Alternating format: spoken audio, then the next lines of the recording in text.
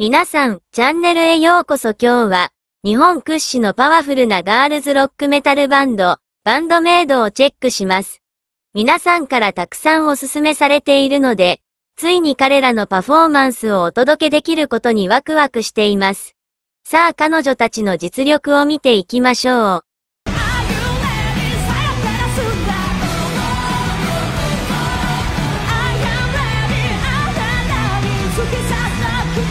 わあ、あのイントロのタイトさが最高。彼らのサウンドはすごくクリーンだけど、同時に重厚でもある。エネルギーがすごい。ボーカルが始まる前から楽器のパワーがもう感じられる。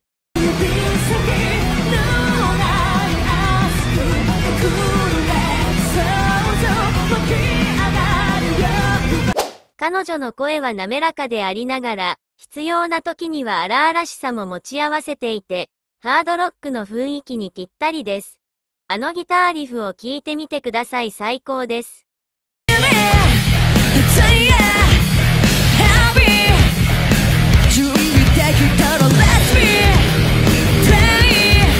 ドラマーはリズムにフォーカスしていて、そのリズムがバンド全体を支えています。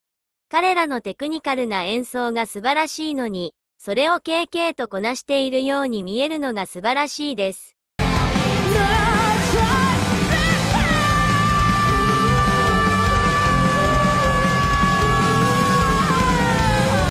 あのソロは、なんてことだ。純粋なシュレッドギターでも、スピードだけじゃない、感情が込められている。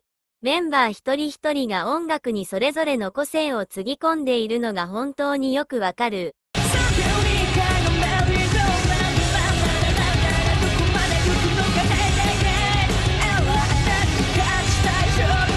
あのソロは、なんてことだ。純粋なシュレッドギターでも、スピードだけじゃない、感情が込められている。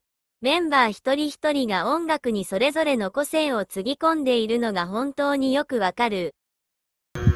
There's something electrifying about seeing bandmates perform all their elements live.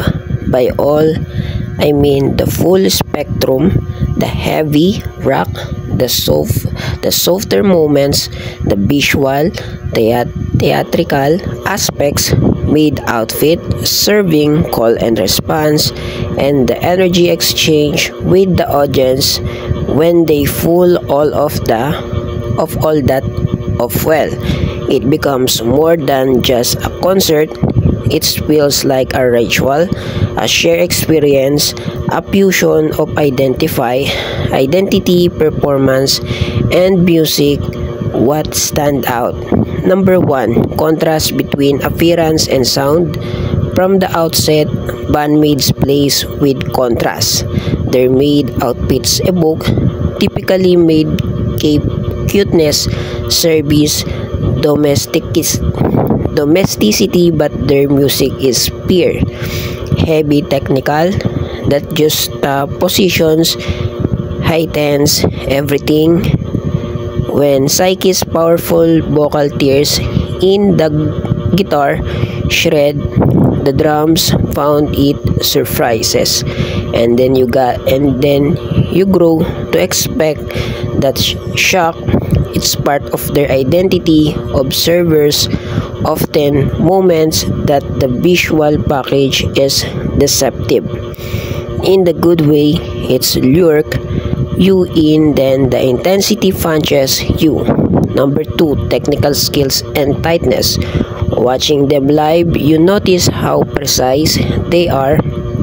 The riffs, solos, drum, fills, bass lines, all delivered with clarity and energy in reviews of world tour and shows like their US solo tour or the World Dominations tour.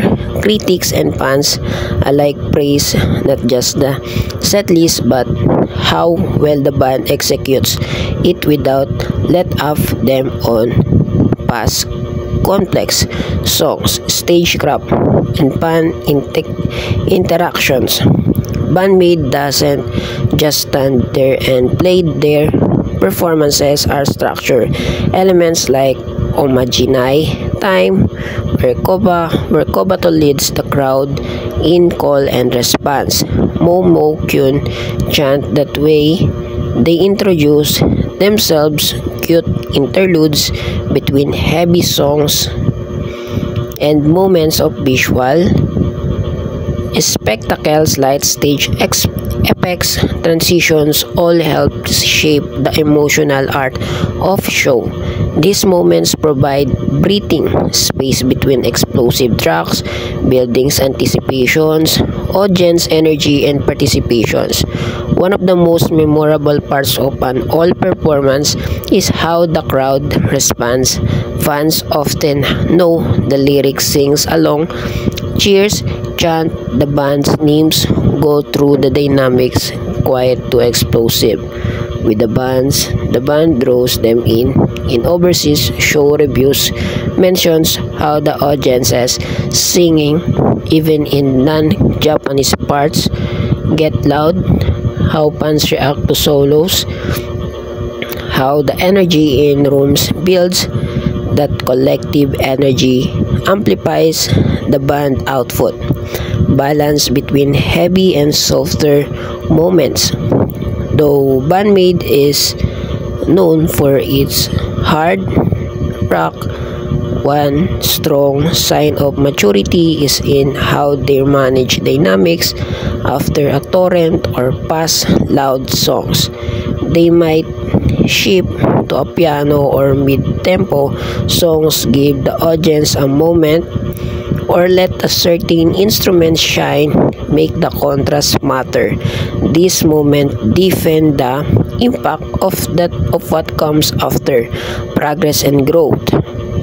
Over successive tours, you can sense how the band evolves. Their confidence increases, sets productions, values improve, they seem more comfortable with the dramatic moment, more interactive. Their take risks, new songs, collaboration, adjusting set lists to different local preferences. For example, in interviews, there noted differences in which songs US versus UK audiences respond most to. That awareness show growth. What makes all performances special? The magic moments for me, and all bands made performance isn't just about continuously high energy. It's about peaks and truth, the way a softer part makes the later heavy part hits harder.